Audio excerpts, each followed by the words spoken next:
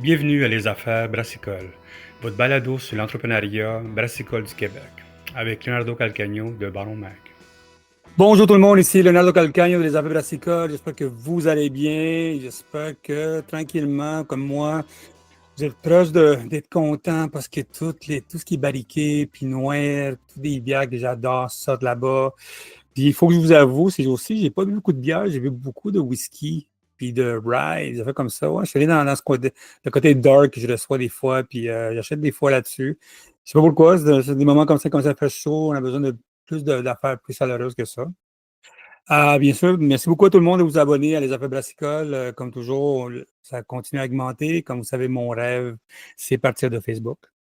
Puis bien sûr, d'être plus d'analyse, tout ça. Puis merci beaucoup pour le feedback de notre entrevue avec la MBQ puis la BAC, la BQ. Bien sûr, on en fait d'autres. J'ai déjà eu quelques conseils pour du monde pour améliorer l'entrevue. J'ai eu quelques courriels pour voir qu'est-ce qu'on peut faire de mieux. Ben, écoute, on va être au congrès de la MBQ. Vous pouvez nous contacter là-bas. On va donner le journal en plus. Puis on va bien sûr parler avec le monde là-bas. On s'en va faire quelques événements. C'est sûr, on va faire un événement avec Inomalt. On fait un événement avec Fermentis. So, si vous êtes dans le congrès de la MBQ, venez me voir. Est-ce que tu es à Québec? Contactez-moi tout le temps. Moi, je suis tout le temps là. C'est pas le moment où je dors. Je passe 4 jours là-bas, pas dormir. Puis bien sûr, si vous avez des questions, leonardo@baronmike.com. Puis bien sûr, vous allez avoir plein de nouvelles nouveautés qui s'en viennent. On travaille sur un numéro spécial sur les maritimes. C'est quelque chose depuis un bout de temps qu'on veut travailler là-dessus. Puis ça s'en vient. On s'en vient là-dessus. So, peut-être l'année prochaine, vous allez avoir plus de contenu des maritimes. On va couvrir ce coin-là du pays. C'est beau, un très beau coin, comme vous savez que je suis allé visiter cet été. Aujourd'hui, notre nouvel épisode, c'est un épisode spécial avec quelqu'un que je vois souvent, avec quelqu'un écoute, on n'a jamais pris une bière ensemble, on n'a jamais un café ensemble, mais c'est quelqu'un, j'ai beaucoup de respect pour lui parce que c'est quelqu'un que, je ne sais pas s'il aime le mot quand je dis ça, mais c'est comme un précurseur de quelque chose que moi, dans le temps, il y a 5 ans, je disais au monde qu'il fallait qu'il se lance là-dedans. Si vous le connaissez, c'est Brasseurs sur demande. C'est une brasserie qui fait du contract brewing, mais pas du contract brewing pour les brasseurs, mais plus coopératif, pour les bands, plus dans ce move-là là-dedans. Puis je me rappelle quand ça avait été lancé, cette compagnie-là, quand j'avais découvert cette compagnie-là en soi, je trouvais que l'idée était vraiment bonne. Je dis, écoutez, man, c'est vraiment bon, c'est un côté de la business qu'il fallait faire. Je trouve que le monde, beaucoup de brasseries manquaient leur coup d'avoir une clientèle vraiment comme ça. C'est sûr que, bien sûr, tu te demandes, ceux autres qui font ça 24 hours a day, c'est-à-dire que c'est une brasserie qui se spécialise là-dedans. Puis tous les brasseurs qui font du contract brewing, c'est pas la même histoire. C'est sûr que c'est deux différences. Puis c'est sûr que notre invité va nous expliquer un peu là-dessus. Puis je suis content que je parle avec lui. Bertrand Lemoine, c'est le DG de la place. Il y a plein de choses qui se passent. Il vient d'avoir des nouveaux partenaires. C'est une compagnie qui a une vision différente de ce qu'est la microbrasserie. Sa bière est bonne en plus. C'est tout fait ensemble. Puis en plus, il fait plein d'événements. Tu t'en vas chez eux. Il y a une affaire qui s'appelle Bière et Tatous, qui a des événements dans ce coin-là. Tu peux aller voir, bien sûr, le hockey. Bien sûr, ils rêvent comme tout le monde de Québec. Un jour, les Nordiques arrivent chez eux avec des bières comme la petite Nordique. Qu'est-ce que tu veux? C'est comme ça la vie, même. Mais comme vous savez, c'est quelqu'un que je trouve qui a vraiment un modèle d'affaires intéressant. Puis je voulais parler avec lui depuis un bout de temps. Bertrand, comment ça va? Ça va bien, toi? Est-ce que c'est vrai que tu veux que les Nordiques retournent au Québec? Écoute, il y a des gens plus fans que moi, plus fanatiques du retour lui-même des Nordiques. Même à l'intérieur de la brasserie, je te dirais que notre brasseur en chef ici est un irréductible. Ben, mon frère est comme Mais ça, écoute, man. Mon frère, il pleure encore pour les Nordiques, man. hein, c'est plate, ça fait longtemps qu'ils ont joué, par exemple. Fait un petit bout qu'ils n'existent plus, hein, fait qu'à un moment, il faut lâcher le morceau, mais bon. Ça serait le fun, mais écoute, on n'attendra pas après ça. On Écoute, n'attendra pas. mon frère est allé acheter le chandail qu'ils ont fait spécial nordique avec les Colorado. Ouais. L'année passée, il avait acheté c'est Colorado avec les affaires. Tu sais, il est allé dépenser 100 pièces là-dessus, puis il était comme, c'est la vie, c'est comme, OK, c'est ton 100 Si tu pièces, fais ce veux. que tu veux, man. Écoute, Bertrand, number one, merci beaucoup pour ton temps. Je sais que tu es un gars occupé. Comme je disais au début de l'introduction, tu es quelqu'un que, la première fois que j'ai vu ta compagnie, je trouve que c'est une très bonne idée déjà. Le fait, bien sûr, du travail que tu as développé pendant la pandémie, ça a été plus fort, comme on s'est parlé déjà là-dessus. Avant de parler de ta business, de la stratégie, tout ça, j'aimerais que tu nous donnes un petit peu tu sais, ton feedback. Comment ça a commencé cette histoire-là? Ton idée de ça, tu sais, puis bien sûr, il a fallu, bien sûr, que tu convainques beaucoup de monde dans la microbrasserie, qui était une microbrasserie, qui faisait quelque chose d'autre, ça. Qui n'était pas différente, ça. D'où vient l'idée? Est-ce qu'il y avait quelque chose en arrière? Tu avais vu ça aux États-Unis? Tu avais vu quelque chose? C'était vraiment, tu sais, comme, voici ce que je pense que ça peut être intéressant comme business. Écoute, dès le départ, l'idée était de faire des brassins sur demande, de là l'idée de brasseur sur demande. Mais le pari qu'on prenait, c'est de se dire qu'il y aurait un intérêt pour des brassins de petits volumes. Parce que, tu sais, de dire, de faire une bière, de dire que tu la fais faire en 2000, 5000 litres, 10 000 litres, n'importe qui va le faire, ça va. Puis un métro de ce monde ou un IGA décide de se faire sa bière, ça va. Nous, le pari qu'on prenait, c'est de se dire peut-être un dépanneur spécialisé ou peut-être même quelqu'un pour un événement, ça peut être un particulier, ça peut être un festival, ça peut être pour différentes raisons, voudrait avoir sa bière personnalisée sans nécessairement s'embarquer dans un volume de 1000, 2000, 4000, 5000, 10 000 litres. Donc, c'était ça le pari. C'est parti en fait d'une demande carrément qu'on avait eue de Clément, le directeur du festif à Baie-Saint-Paul, qui était aussi, je ne sais pas si c'est encore le cas, mais à l'époque, il était aussi le responsable du marché de Noël de Baie-Saint-Paul. Et il avait envie de faire une bière à tirage très limité, une bière spéciale pour aider au financement du marché de Noël. Donc, le connaissant à l'époque, avec un de mes partenaires de l'époque qui était de Charlevoix, on discute de tout ça. On se rend compte que, sans toute la mécanique autour du légal de la bière, ça ne serait pas possible de le faire de notre côté. Donc, on s'est retourné vers différents partenaires possibles. Et en fait, personne offrait ça. Personne ne le faisait.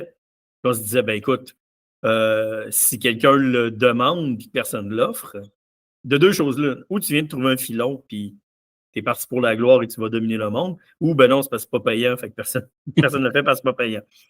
Je dirais que c'était un heureux mélange des deux au départ. Dans le sens où on se retrouvait avec plein de contrats d'un coup de gens qui faisaient « Ah, mon Dieu, enfin quelqu'un qui fait ça ». Mais non, c'est pas la manne, parce que oui, c'est une business de volume, la bière. Donc, il fallait réussir à dire, en comblant le volume par le CAD à l'époque, on va pouvoir continuer à faire ce volet-là. Fait que les deux volets ensemble faisaient que financièrement, ça le faisait, ça générait assez de volume pour l'ampleur du projet. Et ça a commencé comme ça, répondre à un besoin, à un contrat. Puis finalement, on n'a même pas été capable, puis personne n'a pu nous aider. OK. Oui, sauf qu'on s'est dit, OK, maintenant, peut-être qu'on devrait monter un projet qui ferait ce genre de mandat-là. Fait que c'est comme ça que ça a commencé. Ta brasserie à toi, c'est une brasserie, comme on dit au début, comme dans toutes les brasseries, tu fais tes recettes, tu as des recettes déjà préétablies. Tu as combien de skis en arrière de ça? En ce moment, maintenant? Je ne sais plus. Mon Dieu. Avec le pas, parce qu'on a un salon de dégustation aussi qui génère, veut pas, écoute, un peu comme tout le monde, là, on doit être rendu à 300-400 skis, je ne sais pas, total, peut-être pas en tablette, là, mais je veux dire, en tablette, je ne sais pas, il y a eu la période où, à un moment donné, on a sorti 4 nouveautés par mois. Ça, c'est un peu comme tout le monde. Là, puis justement, étant donné qu'on se spécialisait aussi dans le branding puis dans tout ça, pour nous, d'avoir du branding rapidement, mettons, on passait pas, mettons, un mois de back and forth avec une agence pour développer du brand, on le faisait à l'interne, donc on était en mesure de sortir des SKU rapidement. Mais je saurais pas faire le décompte. Je serais curieux. Faudrait que j'essaye. Tu as combien de bières dans sa dégustation? Parce que chez vous, bien sûr, tu as une brasserie où tu brasses ta bière. Ouais. Dans sa dégustation, puis tu as un petit salle pour des showcases que tu fais des fois. Oui, on a un salon privé pour toutes sortes d'activités. Il y en a combien dans ton bar qui peuvent aller chez vous, dans ton taproom? La capacité. Et puis, combien de bières que tu peux servir dans ce moment ici? J'ai 12 lignes. OK. On a 12 lignes, puis on a toute l'offre canette qui est possible aussi de produits réguliers qu'on tient. Ouais. Okay. Pas mal ça.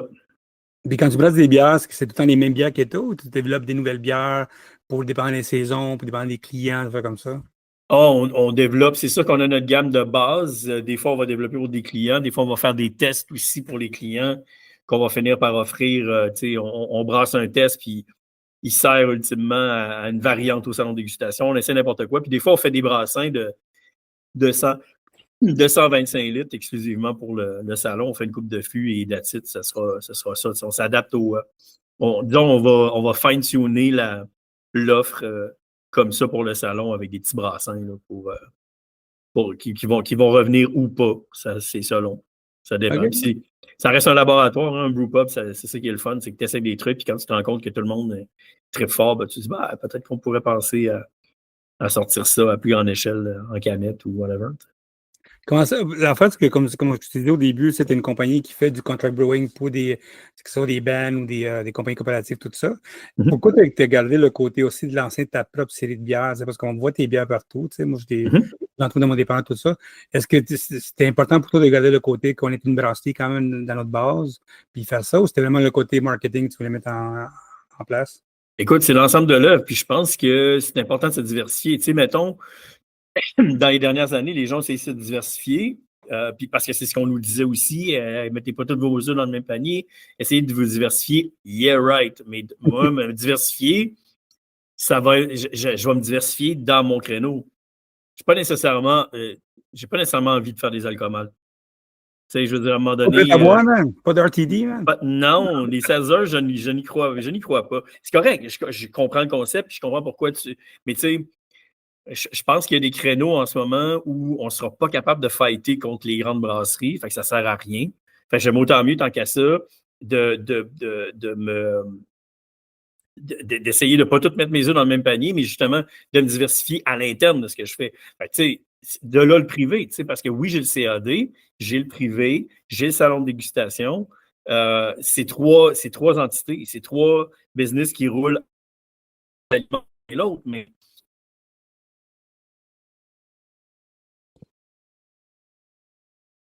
quand il y en a une qui va moins bien, mais l'autre peut compenser. Tu sais. Ça reste dans la bière, ça reste dans ce qu'on fait. Mais tu sais, c'est sûr que le privé a pris beaucoup de place. Puis c'est correct comme ça. Le CAD, c'est tel que tel. Tu sais, je fais à peu près pas de CSP parce que on n'a pas la force de frappe pour rentrer dans les CSP puis de vraiment faire l'entretien de ces clients-là comme d'autres brasseries pourraient le faire, tu sais, de vraiment pousser là-dedans. Tu sais, mais on commence à le développer parce qu'on se le fait demander. Mais tu sais, c'est un autre arc, tu sais, c'est une autre façon de se développer. Je pense qu'en misant sur tous ces aspects-là, ben ça finit par marcher. Le grand projet finit par marcher. Tu sais. Quand même, parce que CSP, tu sais, je sais qu'il y a beaucoup de places qui aiment savoir leur cake chez eux. Le cake du vendredi, d'affaires comme ça, un petit 20 litres, quelque chose. Je sais qu'il y a beaucoup de places qui aiment ça. Toi au début, tu sais, quand tu as commencé ce business-là, comme je disais au début, il y a beaucoup de monde qui ne croyait pas ton histoire. Parce que, tu sais, moi, je me rappelle que moi, quand j'ai commencé à dire au monde, c'est qu'il faut aller se lancer là-dedans. C'était la business. Puis même au début, quand on a commencé à couvrir la microbrasserie, on le voyait souvent, cette stratégie-là. Toi, c'est sûr que ta business est basée là-dessus. C'est pas comme les autres brasseries où il faut qu'ils mettent une partie à l'arrière de ça pour ça, tu sais. Puis je rappelle que je travaillais là-dedans, puis tout le monde disait, ouais, mais ça n'a jamais fonctionné, cette affaire-là. C'est pas quelque chose qui doit exister. Puis maintenant, avec toutes les capacités qui existent de brassage à travers ça, on a presque 40 à 60% de brassage par mois, dépendant, tu peux lancer ta brasserie sans aucun moment avoir une brasserie, tu sais. Comment ça a été la conversation maintenant qui a changé depuis 5 ans, que je rappelle qu'on s'est vu il y a 5 ans de ça? Comment ça a changé la conversation avec les brasseurs, tout ça? Ben, écoute, c'est sûr que moi, je vais te donner mon feeling, puis écoute, je me ferai tirer des tomates au besoin. Là. Je me fais tirer tout le temps, Bon, ben écoute, on sera deux. Tu sais, ça reste je considère, c'est affectueux quand je dis ça, tu sais, ça reste un peu une industrie de rockstar. Tu sais, je veux dire, beaucoup de gens qui sortent leur bière, puis de brasseries qui vont dire hey, c'est mon produit, puis ils sont fiers comme les rockstars sont fiers de leur tune, mettons, de dire ah, c'est moi qui a fait cette tune-là ou c'est moi qui joue, c'est bon. Fait que de dire de faire de la bière en contrat comme on fait pour du privé ou de rebrander, ben c'est un peu comme certains artistes vont dire hey, moi, je ne commencerai pas à faire de la musique pour des jingles de pub puis des affaires de même, tu sais. Je comprends. Puis je respecte ça, mais tu sais, moi, je considère qu'on ne se prend pas assez au sérieux pour vraiment dire, ça reste juste de la bière. Là. Fait qu'à un moment donné, si des gens veulent de la bière, puis ça reste sais, la meilleure bière au monde, c'est la bière prise dans le meilleur moment au monde, avec le meilleur monde, les meilleurs gens au monde dans ta vie, tu sais. À un moment donné, il faut en revenir. Je trouve qu'il faut un peu se calmer par rapport à ça. C'est juste de la bière, on fait ça. Puis nous, ben écoute, on a rendu des gens très contents avec ça. Tu sais, la qualité de produit est importante, là, ça va. On dénigre pas ça. Et je veux dire, une recette de bière, c'est une recette de bière. Tu sais, je veux dire, je te mets les 600 NAPOD en face demain matin, puis tu vas-tu trouver le Saint Graal dans la gang, tu sais, à un moment donné, ça devient... tu sais, il y a de la bonne bière partout, il s'en fait partout au Québec, à un moment donné. Fait que c'est ça, tu sais, je trouve, au départ, c'est sûr qu'on s'est fait un peu tirer des tomates par des gens qui trouvaient on était un peu salade. C'est sûr que dans les dernières années, on se fait beaucoup demander comment ça fonctionne, on se fait demander des trucs, on se fait même demander des trucs par des gens qui ont vendu un prix plus bas que le nôtre, en s'informant pas de tous les aspects, puis qu'après, ben, on se fait demander conseils comment on peut faire pour justement gérer les étiquettes à ce prix-là, puis comment ça marche, avec qui, puis bon, on se fait demander ça par des compétiteurs qui riaient un peu de notre modèle à l'époque. Bon, écoute, la vie étant scalée, c'est des choses qui arrivent. Mais oui, je le vois que, tu sais, il y a eu beaucoup de gens qui se sont tournés vers ça, tu sais. Inévitablement, pour des raisons qu'on connaît, comme, tu sais, je veux dire, ça va, le CAD, c'est ce que c'est en ce moment, puis... fait que oui, effectivement, le ton a changé beaucoup dans les dernières années. Ça, vraiment, tu te fais vraiment contacter pas comme consultant là-dessus, tranquillement. Même. C'est arrivé. C'est arrivé par des gens qui se retrouvaient avec des problèmes que nous, on a réglés depuis longtemps parce qu'on fait ça. C'est notre pain et notre beurre. Tu sais. Fait que je trouve ça quand même étrange. Tu sais. C'est un changement un peu d'attitude, mais bon, regarde, c'est pas. Je m'en fais pas avec ça. OK. Si toi, tu es à Québec, tu à Limoilou, moi, la ville de Québec, c'est un microcosme en soi-même. C'est pas. Ils vivent quelque chose de différent, eux autres. C'est pas la même business qu'à Montréal. C'est quelque chose pour moi, c'est même pas ça. Puis je me rappelle quand je vais à Québec tout le temps, puis même dans le temps que je faisais un magazine de musique qui s'appelle Bang Bang. Moi, je rappelle qu'on était un magazine distribué à travers le Québec. Donc, on arrivait à Québec, mais le monde, ça disait, ici au Québec, c'est à Québec, c'est comme ça marche, c'est la vie. On a notre microscope, on a la façon de travailler, tout ça, tu sais. Moi, je veux savoir comment ce qui se passe à Québec, d'un côté, la microbrasserie, qu'est-ce qui se passe là-dedans? Parce que Québec, pour moi, tu sais, tu vas là-bas, tu as des brasseries de l'enfer qui sont là-bas, tu sais, tu as Noctem, tu as Nano, tu sais, tu as des brasseries qui sont vraiment hallucinantes, qui sont de là-bas, tu sais, tu as des gros joueurs comme Ciboire qui embarquent je sais pas, chez vous, qui viennent rentrer, Griendel qui est allé vers la montagne, tu sais, vraiment vers la montagne, est allé, Oui. tu sais. Puis, tu vois l'affaire, c'est que Québec, c'est un bon marché, tu as Exo, tu sais, tu as aussi XP, excuse-moi, qui sont là-dedans. Puis, est-ce que c'est un peu comme Montréal, ou est-ce que c'est des marchés par coin, c'est comme par région de Montréal, c'est comme la brasserie à Brossard ou la brasserie à Montréal-Nord est différente. Est-ce qu'à Québec, c'est à Limoilou, c'est pas la même chose quand c'était à Haut-Québec, c'est comme ça. Est-ce que le marché est différent dans ce coin-là? Bon, écoute, je vais donner mon feeling, c'est pas la vérité absolue. Mais non, je pense que je comprends ce que tu veux dire, mais je le sens pas comme ça. Non, j'ai l'impression que les gens vont chercher, les clients vont chercher leur ambiance là où ils ont envie d'aller chercher leur ambiance. Puis c'est un peu comme quand tu choisis ton restaurant un soir ou ce que tu commandes sur Uber Eats, là, dans le sens où si tu as le goût de manger japonais un soir puis italien le lendemain, c'est tel que tel. Fait que je pense que les gens se promènent de spot en spot dans la vibe que c'est. Je pense qu'il y a des vibes différentes. Il y a des lieux physiquement qui n'ont pas la même attitude puis le même feeling. Il y a des bières différentes aussi. Puis je pense que les gens se promènent là-dedans. C'est sûr que nous, il y a un aspect brasserie de quartier. On a vraiment des gens du coin qui en font leur deuxième salon. Ça dépend, je pense que ça dépend vraiment de l'offre, mais chacun fait sa petite affaire. Puis il y a des croisements. Les gens font du pick and choose, se promènent. Il n'y a pas. Mais je sens pas une espèce de ben nous, on va faire le contraire de ça pour être dans notre créneau à nous, puis nous, on est dans la gang de. Je sens moins, mettons. Qu'avant, peut-être. Qu'à Montréal, mettons. Okay, je le sens moins comme ça. Ouais, parce que tu sais, le monde qui boit du Messalem, dans ce côté là-bas. Ouais. Il va y avoir pas, ils sont pas ailleurs, ils vont pas aller là-bas, tu sais, puis Je on voit le ça. sens moins comme ça. Je sais pas si c'est parce qu'à un moment donné, la grosseur de ville fait que, bon, écoute, tout le monde se connaît, tout le monde est un peu, puis il y a énormément de projets, on va se le dire, il y a énormément de projets où il y a des gens qui ont commencé à la Barberie. Là. Ouais. C'est historique, là, rendu là, je n'ai pas un jugement, c'est historique. C'est dans le sens où, écoute, c'était la pépinière qui a donné la suite après, c'est chronologique, hein, enfin. Fait que non, je ne sens pas tant. Je pense que les gens ont fait les gens ont dit je vais faire mes affaires à ma façon, mais je renie pas l'ensemble de l'œuvre. Puis toute cette offre-là euh, donne le grand portrait de ce que tu peux trouver à Québec, puis c'est bénéfique. Tu sais, quand au début, on s'est installé, tu sais, nous, on est à 450 mètres physiques, 471 mètres physiques entre chez nous et la souche, OK. le pub de Limoilou. On a déjà appelé une bière, on a déjà fait une collabo qui s'appelait 471, justement pour les 471 mètres entre les deux brasseries. C'est bon. Quand on est arrivé, je me rappelle que Antoine était peut-être un peu nerveux au début. Ben, pas nerveux, mais il se disait c'est tannant, parce qu'il était tout seul dans Limoilou. Ouais. Puis après ça, il y a eu le Luena qui est devenu BG18 sur la 18e rue.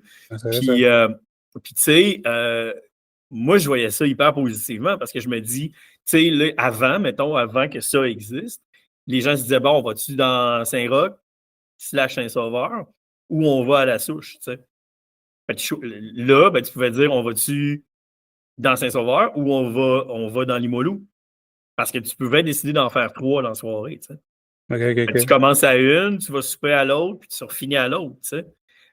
Puis affectueusement, la clientèle a commencé à appeler ça affectueusement le triangle des Biermudes parce que c'est vraiment géographiquement un triangle entre anciennement BG18 chez nous puis la souche. Fait que, tu sais, ça donnait une espèce de masse critique qui amène les gens à aller dans le secteur. Fait que, tu sais, c'est positif qu'il y ait assez de commerce. Tu sais, je pense que les gens qui vont à Barberie et se disent je fais la soirée, ben, tu sais, peuvent finir par passer par Noctem, descendre à Corrigan. Puis, ben, mettons, anciennement, finissait, mettons, au Grindel, mais là, on va peut-être se rendre plus loin jusqu'au Ciboire. Mais, tu sais, je pense que les gens ne font pas juste un lieu, tu sais. Non, c'est ça, je pense que ça vit assez bien tout ça, mais ça se gère en grande famille. Moi, je pense que ça. Il n'y a pas de guerre intense, pas comme moi, j'arrivais Dieu. là-dedans, puis on voyait ça. Tu sais. Moi, je me rappelle quand je sentais ça quand j'étais plus jeune. Moi, je suis quand même assez vieux. Moi, je parle d'il y a 20 ans de ça fait-là. Ah non, écoute, tout le monde se connaît. Là. Je veux dire, tout le monde fréquente les lieux de tout le monde, puis ça va. Là. OK. Puis comment la business à Québec? Parce que, tu sais, il y a quand même la BG qui a fermé. Qui est vivante encore, mais vivante maintenant comment ça s'appelle ça, avec la gang de Collectif Ensemble, Brassicole. Bien sûr, il y a eu beaucoup de, tu sais, Ciboire qui est rentré là-dedans, puis Ciboire, c'est une grosse machine, belle, mais grosse machine qui rentre là-dedans de Sherbrooke. Bien sûr, vous avez bien sûr des belles brasseries qui rentrent là. Il y a Emporium, avec les folles qui rentrent là-dedans en plus. Ouais. C'est quand même impressionnant comme produit, tout ça. Mais tu sais, la business, comme tu connais à Québec, est difficile. Le business de la bière est partout difficile. Tout le modèle d'affaires est différent, c'est-à-dire que je ne sais pas si ça peut fitter dans ce qui était là-dedans. Mais l'affaire, comment tu vois, c'est le marché à Québec, c'est depuis 7-8 ans, tu sais, que tu as commencé, tu as vu le marché en avait, tu sais, Nano, quand il est rentré, c'était une nouvelle venue aussi qui est rentrée, qui a pris beaucoup de place dans ce coin-là. Comment ça va le marché en soi, d'aller chercher un marché qui est de plus en plus, les jeunes boivent plus de bière, le monde sont plus à il y a des défis. On a eu des dépanneurs qui ont fermé dans votre coin, c'est des petites frettes bien sûr, mais d'autres aussi qui étaient des vieux dépanneurs de bière que moi j'avais quand j'étais jeune. J'allais là-bas, c'est là où j'ai payé mes bières quand je voulais avoir des bières des bières de microbrasserie. Qu'est-ce qui se passe avec tous alentours de ça? T'sais, malgré nous autres, on voit ça de loin. Des fois, je vais à Québec, je vais à Lévis, je vois ce qui se passe, les bières commencent à grossir tranquillement. Mais pour toi, qu'est-ce que tu vois dans les tendances du coin, qu'est-ce qui se passe dans ce marché-là? Écoute, je pense que c'est pas nécessairement, il n'y a pas nécessairement de trucs propres à Québec. Je pense que c'est vraiment un enjeu provincial / nord-américain / mondial. Je veux dire, on est tous à la même place, dans le même genre de vibe. Je serais embêté de te dire qu'il y a vraiment une donne Québec qui est différente d'ailleurs. Je pense que au niveau du CAD, c'est le bordel pour tout le monde. Ah. Je pense que c'est plus une question de grosseur de projet que de localisation. Pour les brewpubs, j'ai l'impression, c'est mon feeling, mais j'ai l'impression que c'est plus facile pour les projets en région parce qu'il y a une appartenance, parce qu'il y a une volonté d'aller dans la micro du coin. Ben, dans une ville comme Québec ou dans Montréal où il n'y a plus la micro du coin, c'est les micros, tu sais. Mais j'ai l'impression que quand tu es la micro de ton coin, je pense que ça va encore assez bien parce que tout dépendant de la grosseur de projet, là, je sais pas. Puis tu sais, j'imagine, je peux pas croire que Ciboire qui s'en vient, c'est pas dit qu'ils ont dû bien regarder ce qu'il en était puis se dire que c'était une bonne idée. Là. Je veux dire, c'est des gens sérieux qui savent ce qu'ils ont à faire. Enfin, j'imagine j'imagine que la job a été faite à savoir si c'était viable. J'imagine si ça l'est, ben, ça veut dire qu'il y a encore de l'intérêt pour ça. Tu sais, nous, on n'est pas dans la restauration. On n'a pas de service de bouffe. Fait que c'est un autre ballpark, je considère. Fait que j'aurais de la misère à évaluer. Je pense que ça va à Québec, mais je pense que ça va pas mieux, pas pire que dans le reste de la province. OK. Est-ce que tu vois une tendance de la bière sans alcool? Est-ce que tu vois c'est une tendance de jeunes qui s'en vont là-bas? Ou c'est différent ici? Parce que, tu sais, moi, je suis allé au Nouveau-Brunswick, le monde, il boit encore de l'alcool très fort encore là-bas. Ouais. Puis, on dans l'époque que nous autres, au Québec, il y a 5-6 ans de ça. Puis, on dépendait avec qui je parle ici, les smoothies, ça continue, mais ça dépend dans quel terrain tu t'en vas. Est-ce que tu vois de plus en plus des jeunes à Québec ou dans ton coin, toi, est-ce qu'ils changent la façon de consommer eux autres? Ouais. Ah, oui. Clairement. Tu sais, les jeunes aujourd'hui, tu sais, on entend tout le temps dire ah, les jeunes d'aujourd'hui, c'est pas facile, plus ça. Je veux dire, c'était pas mal plus rock dans notre temps que ça l'est maintenant. C'était rock dans quand t'es jeune. Au niveau consommation, là, non, ils font pas le poids avec ce Moi, je pense que j'ai bu de la gasoline sans le savoir souvent. Non, c'est ça. Fait qu'à un moment donné, non. Oui, clairement, il y a une façon de voir. Tu sais, moi, je te dirais, il y a le sans-alcool, mais il y a le faible en alcool aussi. Tu sais. Ouais, le à un moment donné. le nano, tout ça, ouais. Ouais, puis tu sais, des offres différentes, puis d'avoir des options. C'est un peu comme, moi, je vois ça un peu comme dans la restauration. Un resto qui ouvre aujourd'hui et qui n'a aucune option végé/vegan. Aucune. C'est bizarre. C'est comme, OK, tu fais abstraction d'un pourcentage important de la population. C'est un drôle de projet. C'est un peu la même chose chez nous. Bon, nous, on était à Proom producteur, donc c'est un CSP bière. Fait que je ne peux pas vendre autre chose que ce que je produis au niveau alcool. Sauf que, tu sais, on a des alternatives de produits sans alcool. On en a de nous qu'on ne met pas. Tu sais, c'est il y a 2 ans quand il y avait eu l'espèce de présentation de do and don'ts sur le sans-alcool en canette présenté par Bocale. Il y avait Voix Maltais aussi, je pense. Ouais, Bocale, Voix Maltais, la Barberie. Là. Puis c'était comme, faites pas ça, faites ça, puis essayez ça, puis watchez ça. Puis tu sais, nous, on le faisait en fût, mais tu te dis, bah, c'est tel que tel, tu as des fûts au froid, puis tu fais ce que tu as à faire. Mais de sortir un produit que tu sais vraiment stable, puis qui va se conserver sur le sens du monde à long terme. Nous, on a décidé de ne pas le faire parce qu'on trouvait que c'était beaucoup d'investissement pour le volume qu'on est en mesure de sortir anyway. T'sais, on n'est pas une grosse brasserie. Puis, je regarde aujourd'hui, puis de voir le paysage où tout le monde s'est tiré là en disant « Ah, ben, je vais faire ça parce que oui, il y a un intérêt. » Mais tu sais, à quel point le fait, c'est que les jeunes ne boivent plus. Ils ne sont pas intéressés par la bière, mais ils ne seront pas nécessairement intéressés par la bière sans alcool non plus. Ouais. Fait qu'à un moment donné, il ne faut pas penser que c'est juste le sans-alcool, c'est que tout ça est moins attrayant. Fait que tu peux proposer bien d'autres affaires qui n'ont pas rapport avec la bière, mais qui peuvent être sans alcool quand même. Que ce soit des mocktails, que ce soit des eaux à des saveurs ou de juste. Faut que tu réussisses à les faire venir pour d'autres raisons, que c'est pour des activités ou des trucs comme ça. On a fait des activités ici où on se retrouvait à un moment donné avec une gang de jeunes qui ont répondu à côté à l'activité, puis personne à peu près buvait. T'sais. Mais tu te dis, ben, tu mets un cover charge, ils se sont amusés, ils ont bu un produit sans alcool, puis ils sont partis, tu sais, c'est pas plus grave que ça, tu sais. Fait que il faut le voir différemment, il faut donner des options. Mais c'est sûr que oui, ça boit moins, effectivement, c'est un enjeu. Oh oui, on le voit. Et moi, souvent, je parle avec des brasseurs, puis souvent, je leur dis aux autres, c'est que la chose la plus facile à faire, c'est vraiment de l'eau blonnée ou de l'eau au citron avec du blond, puis 4 speed, puis tu vas voir le monde boire ça, puis il va être bien content avec ça. Ouais. Ça, je te dis, c'est ça. C'est dans le même principe que le côté rockstar. Ben, je suis désolé, ça se peut que tu aies des flots qui viennent chez vous et qui ne veulent pas boire ta bière. C'est pas grave, c'est pas parce qu'elle n'est pas bonne, c'est parce qu'ils n'en boivent pas. Ouais, mais là, non, ils n'en boivent pas. Je te dis, ils ne boivent pas d'alcool, ils ne consomment pas parce qu'ils sont dans un autre mode. Puis c'est la vie, c'est comme ça. Fait que non, il faut juste pas plus grave que ça, puis tu t'adaptes. Oui, excellent. Écoute, on va revenir à ta business. Yep. Est-ce qu'on pourrait parler des ordres là-dessus? Comment ça fonctionne quand quelqu'un veut aller chez vous? Tu sais, je sais que tu as un beau site qui s'appelle tabière.com. Ouais. Tabière.com, comment ça fonctionne? Quelqu'un arrive chez vous, se plug là-dessus, il t'appelle, te paye, puis let's go? Ou... Écoute, c'est une mécanique qui ressemble à ça. Mais non, regarde, grossièrement, les gens. Ouais, le plus simple, c'est d'aller sur tabière.com.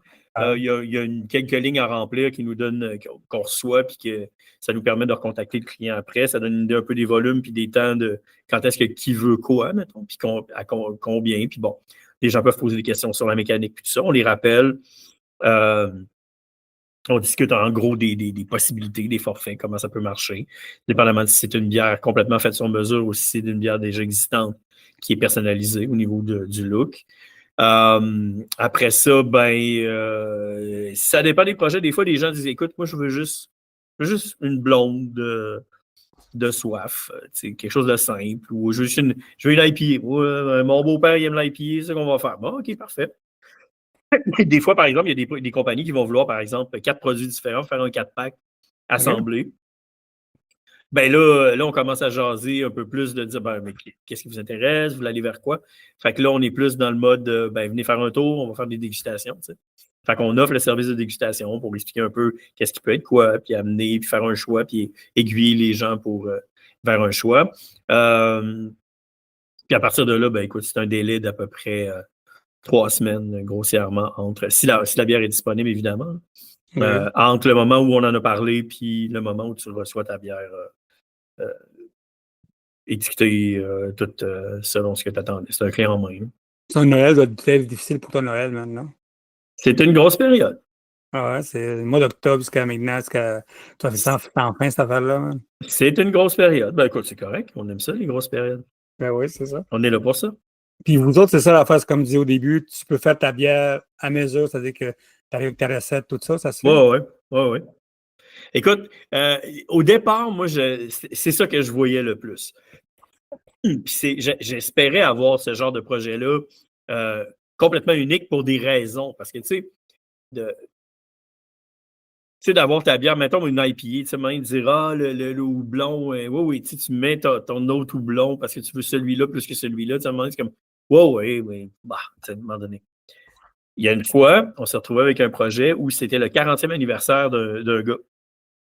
Et le gars, il tripait sur des genres d'IPA, mais il aimait les trucs un peu plus maltais quand même. Fait qu'il voulait quelque chose d'IPA, mais un petit peu plus traditionnel, mettons. Mais quand même avec un bon punch de houblon. Et c'est un gars de la Gaspésie qui avait aidé la houblonnière de Maria, entre autres, à faire la récolte cette année-là. Fait qu'on a développé une bière, c'était une bière de seigle, c'était une IPA de seigle, c'est ça. Et le houblon qu'il y avait dedans, c'est le houblon qu'il avait cueilli lui-même. OK.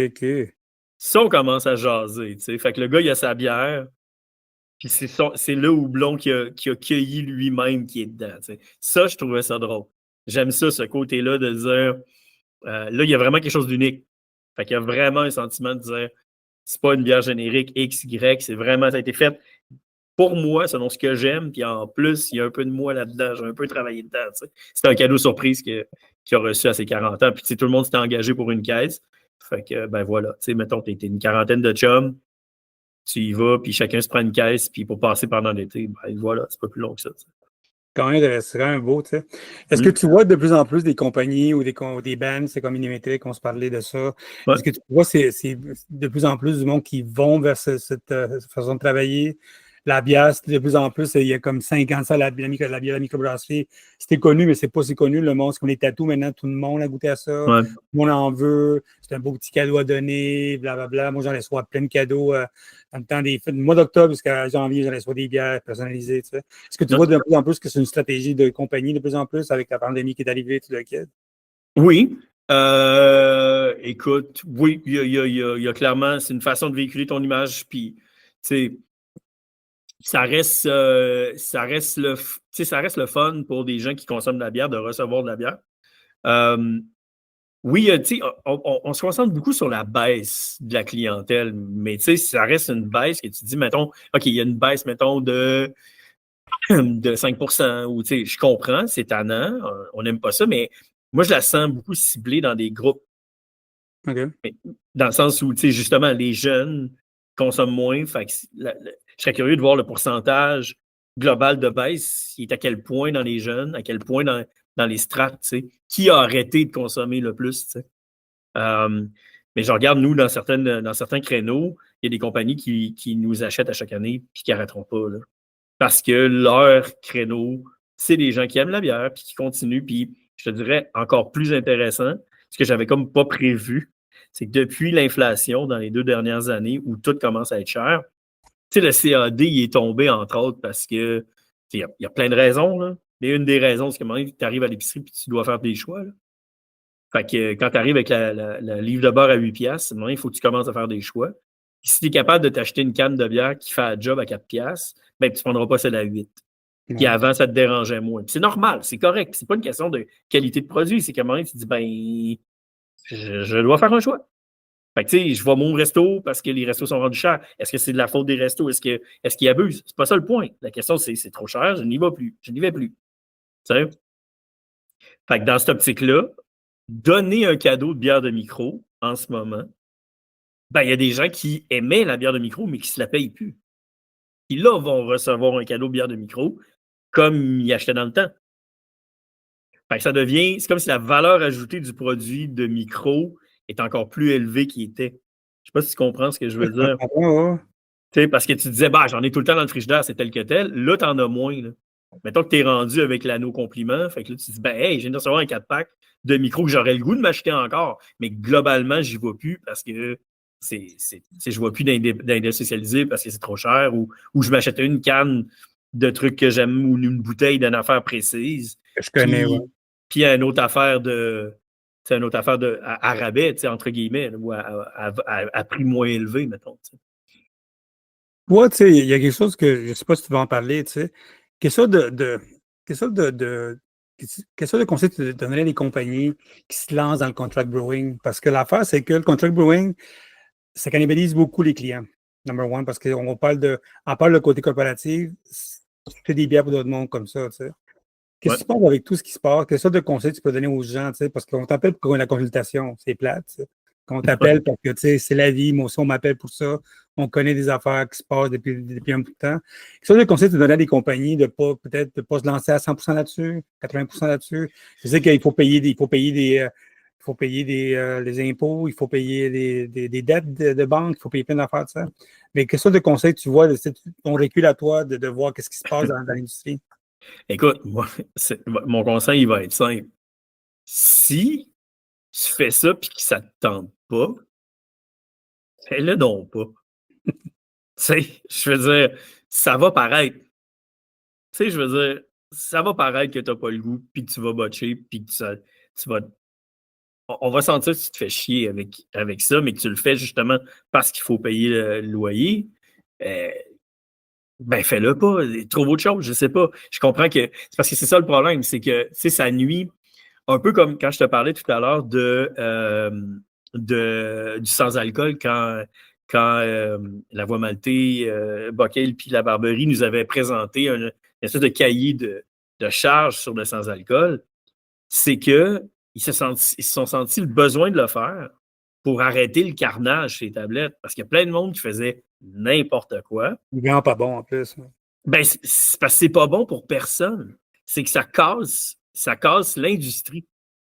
Ça te casse pas juste toi, ça casse l'industrie. Une mauvaise expérience dans une micro fait que tu n'as plus le goût des micros. Fait que c'est vraiment dans ce souci-là qu'ils ont fait cette présentation-là. Je trouvais ça vraiment intéressant, cette façon de faire-là, de dire je préfère, en tant qu'entreprise, moi, donner mes trucs pour être sûr que ça ne scrape pas l'industrie, puis je vais payer par les erreurs des autres. T'sais. Mais en ce moment, c'est ça. Il y a des gens qui étaient clients chez nous, qui sont partis chez d'autres parce qu'ils ont eu un meilleur prix. Évidemment qu'ils ont eu un meilleur prix dans la dernière année. Il y a des gens qui vendaient à perte, assurément, pour plein de raisons qu'on connaît. Ou, sans vouloir être plate, il y a sûrement des gens qui ont passé de la vieille swile. Dans ce contexte-là, c'est plate à dire, mais c'est sûr que ça a dû arriver. J'ai pas de nom en tête, c'est pas ça l'idée, mais c'est sûr que c'est arrivé. Fait que tu arrives après, c'est compliqué, ça n'a pas sorti comme tu voulais, l'étiquette, c'est pas exactement ça parce que tu n'es pas habitué, ça a coûté plus cher, il y a eu des problèmes. Fait que tu donnes une mauvaise expérience au monde.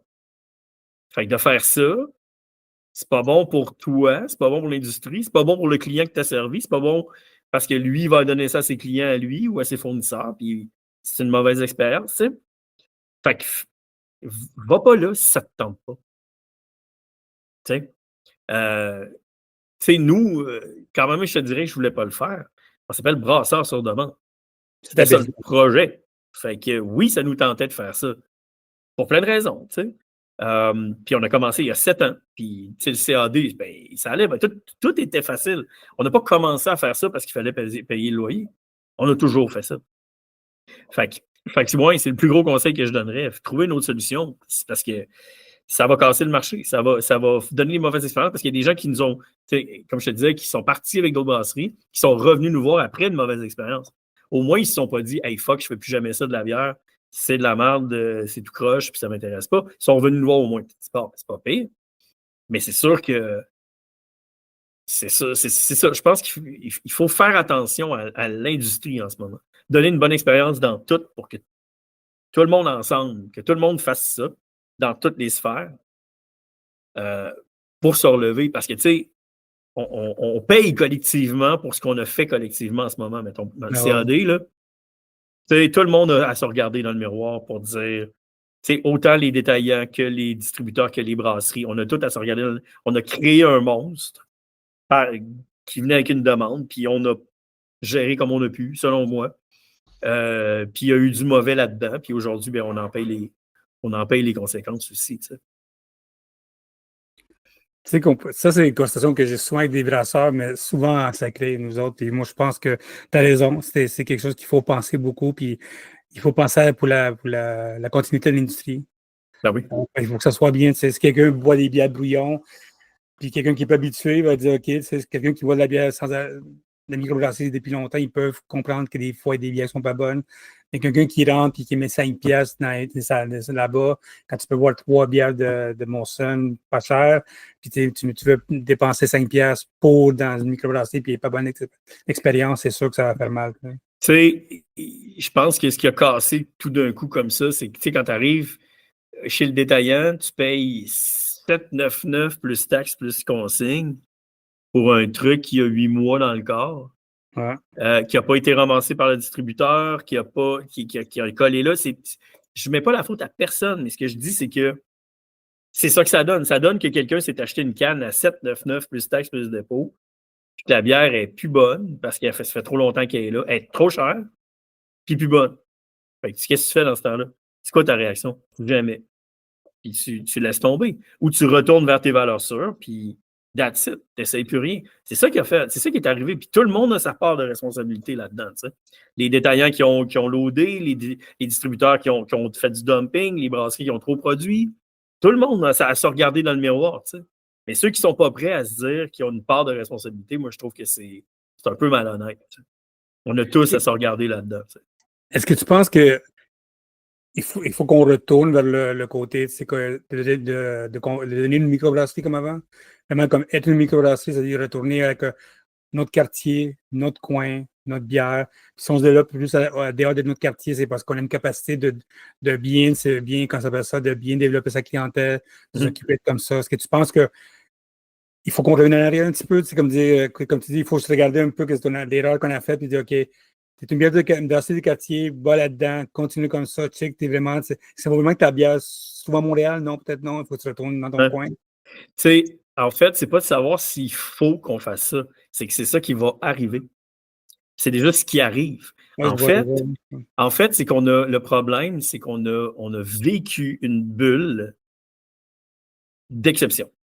On a vécu un moment exceptionnel dans la grande histoire de la brasserie. On aura été là pour le voir, on l'a vu. Tu sais, je veux dire, une volonté épouvantable qui a été, tu sais, la locomotive de ça, ça a été l'arrivée de la, mettons, des variations de la IPA, tu sais, de tout ce qui était New England IPA. Combine ça avec une pandémie mondiale, tu as une bulle incroyable qui est devenue une espèce de point zéro pour plein de monde. Mais c'était impossible que ce soit un point zéro ou le nouveau point zéro, c'est impossible. Mais il y a des gens qui sont emballés. Mais tu sais, tout le monde s'est emballé. C'est ça le problème. Tu sais, quand tu dis, mettons, il y a 10 ans, tu avais de la misère à avoir du financement par une banque pour t'ouvrir un projet comme ça parce que c'était considéré comme risqué.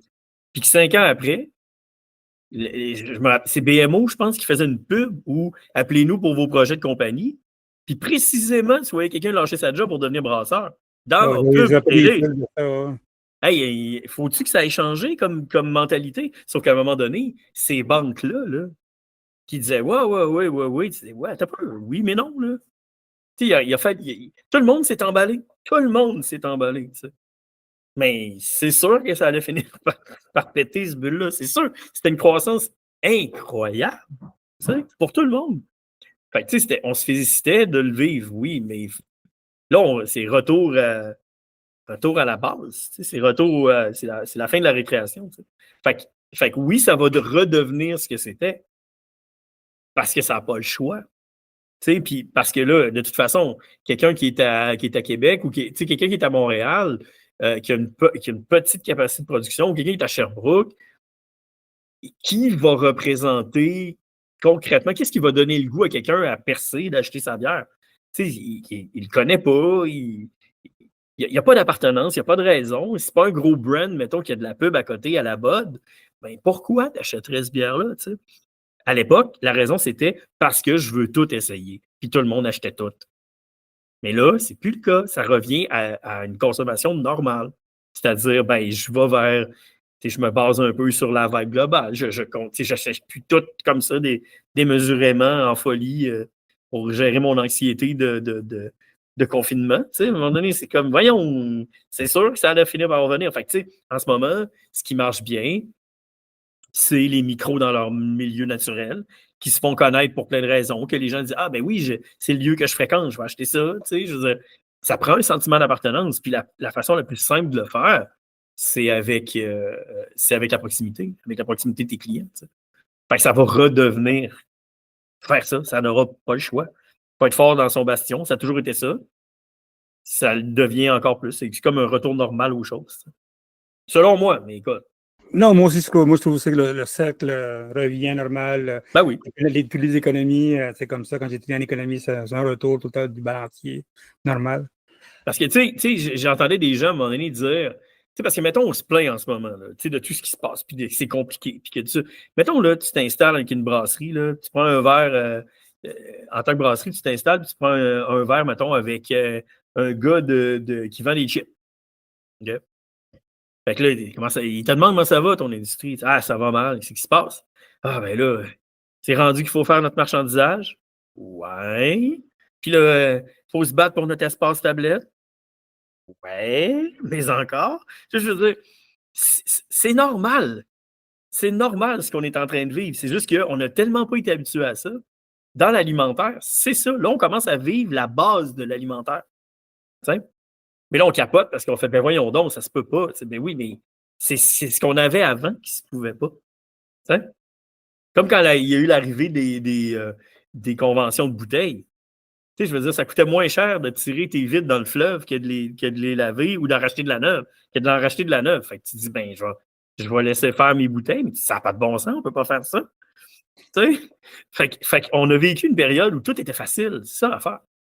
Là, on revient à la base de tout l'écosystème. L'écosystème, il fonctionne comme ça. Fait que si ça ne fait pas notre affaire, il faut voir. Si ça ne t'intéresse pas de gérer de l'espace tablette, puis des espaces frigidaires, puis d'être obligé d'acheter des trucs dans un IGA, tout ce qu'il y a dans l'IGA fonctionne de même. Si toi, ça ne te tente plus, c'est à toi à décider, mais c'est pas toi qui es en train de vivre une injustice flagrante. Toute l'épicerie, elle marche de même depuis toujours. Puis le plus, c'est comme c'est quelque chose que, ouais, c'est des discussions que j'ai souvent avec du monde, puis tu as raison, c'est comme ça. C'est tout le temps été comme ça, puis, puis des grosses compagnies ne vont jamais changer comme ça. C'est comme ça qu'ils fonctionnent eux autres. Ça. Les images de profit sont comme ça pour eux autres. Man. Ben oui. C'est pour ça que j'ai de la misère à capoter sur ce qui se passe en ce moment. C'est plate. Mais il n'y a rien en ce moment qui n'était pas prévisible à quelque part ou qui n'est pas dans la norme des choses. Tu sais, c'est ça. Je trouve pas ça le fun de vendre une fraction de ce qu'on vendait en CAD. Puis on en parle avec tout le monde, on n'a pas de fun, mais en fait, il faut surtout se dire, hey, ça, c'était un temps incroyablement où on était vraiment choyés. C'est plus le contraire. Ouais, je rappelle, j'allais aux États-Unis ou partout, c'était comme ça. C'est la même chose. La machine venait, tu sais. Ouais, t'as raison. Une autre affaire qu'on doit parler, man, c'est quelque chose d'intéressant que tu m'as annoncé il y a quelques jours de ça, c'est des nouveaux partenaires chez vous. Ouais. Puis, écoute, pour moi, je trouvais intéressant l'histoire de que, tu sais, qu'est-ce que tu fais déjà, puis le partenaire qui t'arrive, puis le partenaire, je le connais un petit peu, on s'est fréquenté dans le temps de punk, un peu, on se connaît un peu. Ouais. C'est la gang de Rémi Vézina de Second Skin Promotion. Ouais. Que, écoute, quelqu'un qui ne connaît pas Second Skin Promotion dans la musique, je pense pas qu'il était dans la musique il y a comme 20 ans de ça. Là. Je pense qu'il y a plus de tête, le gars, man. C'est quoi cette nouvelle man, d'entrepreneuriat, tout ça? Ça vient? Ouais. Écoute, Rémi et moi, on se connaît depuis très longtemps, justement par la musique. Carrément. T'as-tu fait de la musique, c'est vrai? Ça? Ouais, puis écoute, on a quelques années de différence, mais on allait à la même école secondaire, puis un bout de temps, j'ai comme été prof à cette école-là où je coachais les jeunes à se monter un band. Fait que carrément, on s'est connus là, entre autres. Il a roulé dans un band que j'y ai formé à l'époque, pendant un bout, étrangement, mais tu sais, on se connaît depuis longtemps. Puis à un moment donné, ben, on avait déjà travaillé un partenariat éventuel sur la vente de bière en tant que produit produit de marketing, carrément. Comme tu peux vendre la bière ou des t-shirts. C'est un peu l'idée. On avait développé un partenariat qui avait marché correctement. C'était peut-être que la façon qu'on l'avait traité était pas nécessairement la meilleure à l'époque. On a rediscuté de tout ça. Puis, ben, c'est ça. Moi, j'étais à la recherche de nouveaux partenaires à la brasserie. Et ben, Rémi s'est montré intéressé à embarquer dans l'équipe. Puis, il a amené avec lui deux ressources qui sont importantes pour lui dans ses différentes business en ce moment. Mario Trahan et Dominique Morin, qui sont deux partenaires avec qui il travaille souvent. Dominique travaille chez Second Skin comme directrice des ventes. Et Mario est comme une éminence grise financière derrière toute la machination de travail de chiffres et de règlements et de tout ça. C'est le côté qu'on aime moins des fois, mais que ça prend pareil. Fait que c'est ça, c'est les trois nouveaux partenaires qui sont dans la même équipe, grossièrement qui travaillent dans la même équipe, que ce soit chez Second Skin ou pas, parce que Mario n'est pas dans Second Skin, mais c'est toute la même équipe, la même force de frappe là, qui vient chez BSD. Là. Avant de savoir c'est quoi le projet en arrière de ça, parce que quand tu dis Second Skin Promotion, c'est une entreprise qui fait des vêtements coopératifs, beaucoup de matériel promotionnel. Moi, je rappelle qu'il faisait même un festival, un festival de musique, je m'appelle. Puis il a fait plein d'affaires comme ça. C'est comment ça fonctionne maintenant chez vous? Parce que l'affaire, c'est sûr que c'est intéressant d'avoir une compagnie comme ça qui a beaucoup de vendeurs, qui font plein de clients, d'avoir quelque chose comme chez vous. Comment ça va fonctionner? Dans le fond, ça devient une nouvelle offre pour Second Skin. Disons qu'au niveau de Second Skin, c'est beaucoup la partie corporative, le contract brewing qui devient intéressant. Okay.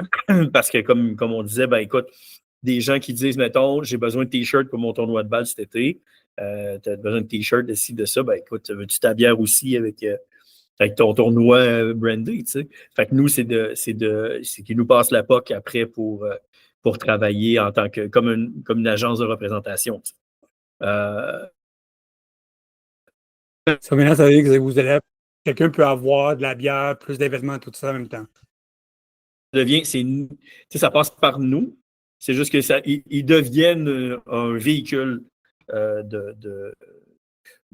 puis une force de vente, mais la vente est faite par nous parce qu'on connaît la mécanique administrative autour de tout ça. Mais au moins, ça nous donne l'accès à une équipe de 8 vendeurs qui vendent des articles promotionnels dans la vie. À travers le Québec en plus. Pardon? À travers le Québec en plus. Ah, tout à fait, oui. Oui. Fait que, il y a ça. Les individus eux-mêmes aussi ont un intérêt, pas juste pour le côté ce qui a rapport avec Second Skin. Il y a un intérêt autant sur le développement du CAD, sur ce qui se passe dans le pub aussi. Il y a un intérêt sur tout ça. Rémi, il y a un background de gestionnaire aussi dans ce genre d'affaires-là. Il avait géré l'Agora de Québec à l'époque. Il avait géré, entre autres, l'offre de bière là-bas, puis tout ça, au départ de Second Skin, c'est vraiment dans les fondements. Fait que, c'est pas... c'est tout naturel, cette espèce d'acquisition pour lui. Ça va dans une logique le fun. Surtout qu'on se connaissait depuis longtemps, donc... C'est un partenaire financier, c'est-à-dire qu'il menait ta compagnie, puis lui, ils sont ensemble, ou c'est lui qui a investi là-dedans? Oui, c'est les 3 nouveaux partenaires qui sont là, c'est des nouveaux actionnaires de l'entreprise. OK. Ceux qui ont été annoncés, oui. Est-ce que tu vas grossir ton offre? Tu vas grossir un peu plus d'équipement? Qu'est-ce qui se passe? En fait, on était déjà sur un projet d'expansion pendant et un peu après la pandémie. Okay. On a mis une pause pour plein de raisons au niveau logistique.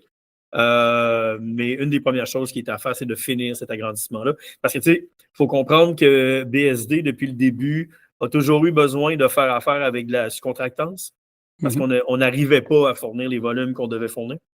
Donc, on a des partenaires de sous-contractance depuis l'année 2, l'année 3. OK. Fait que, à un moment donné, ça devenait impossible de dire, ben là, il faut agrandir. Puis, dans l'endroit où on est physiquement, il y a eu une opportunité d'avoir de l'espace. Nous, l'espace n'est pas infini. On n'est pas dans un complexe de 40 000 pieds carrés où on prend ce qu'on veut. Là. On est à veille d'avoir la bâtisse au complet. Fait que si on prenait pas... Le scanner est à vendre. Hein? Oui, je ne dirais pas mettre des cuves au scanner, désolé, ça n'arrivera pas. Mais donc, c'est ça, le lieu où on est, il y avait une opportunité de prendre des locaux qui étaient vacants, puis avant que quelqu'un d'autre les loue, ben, on va les prendre parce que pour nous, c'est cet espace-là où il n'y en a plus d'autres après. Donc, si on va agrandir, c'est maintenant. Fait qu'on a pris l'opportunité. Est-ce que c'était l'urgence de volume? Comme je dis, on était de toute façon obligé d'aller à l'extérieur pour produire. Donc, c'était logique. On a fait un agrandissement. Je veux dire, on n'a pas changé de match kit. On a juste comme pris plus d'espace. Donc, c'est ça. Il faut finir cet agrandissement-là. Le local est tout fait. Il faut juste comme rajouter les cuves qu'on avait puis finir le plan. On est rendu là. Écoute, félicitations, parce que c'est une nouvelle offre intéressante pour le monde. Puis je pense que c'est une stratégie intéressante pour les compagnies en soi d'avoir une place comme un one pit stop avec tout. Ça, tout ce qui te manquerait quoi maintenant comme partenaire pour ça? Ça n'a pas des événements, des affaires comme ça. Qu'est-ce qui te manquerait comme partenaire pour t'attacher à l'arrière de ça? Comme une télécommunication, quelque chose comme ça? Peut-être. Oui. C'est pas bête. On va magasiner ça. Magasine-moi ça. Ben, écoute, Bertrand, je te remercie pour ton temps, parce ça fait longtemps qu'on se parle. Je voulais vraiment connaître plus ta compagnie. Puis bien sûr, tout le monde, si vous voulez travailler avec vous autres, je vais mettre toute l'information sur le podcast, tout ça. Bertrand, toi et moi, on se parle souvent. On se parle pas souvent, mais ça va qu'on se passe, c'est 1 heure, 2 heures. Je suis content de prendre le temps. On a plein de fois-ci. À Québec, pour le congrès de la MBQ, en espérant qu'on va pouvoir partager une bière ou 2 ou 3 ou 4. Faudrait bien. J'aimerais ça aller découvrir chez vous. J'ai jamais été chez vous dans votre coin, dans la Bermuda. Tu sais, l'année passée, ça fait fois que j'allais à la souche. Ah ouais? Hein? Parce que je vais à Québec, mais c'était en 3 places différentes, puis il me fait tout engueuler. Après, quand je suis là. C'est comme, qu'est-ce que tu fais là? C'est comme, je vais là-bas, tu sais. J'ai jamais été à l'Emporium, là. C'est vrai. C'est sûr. Là. Écoute, merci beaucoup encore, Bertrand. Puis, comme je dis à tout le monde, ta compagnie, c'est c'est pas une nouvelle compagnie, la stratégie est bonne, c'est une façon différente de travailler. Puis je conseille à tout le monde qui travaille dans la corpo de travailler avec vous autres. Je sais que l'organisme métrique sont bien contents que tu as fait. Puis cette année, tu sais combien d'années cette année? 7 ans. 7 ans quand même, man. Comment tu Ouais, 7 ans, man? ça va vite. Ça va vite au bout. Hein. Je pense Ça que va vite. la pandémie nous a donné 5 ans d'un coup, je pense. Ouais, ouais, ouais, clairement. C'est vrai qu'on s'est connus, tout le monde n'avait pas la barbe blanche, hein. Ouais, ça se peut, ça se peut.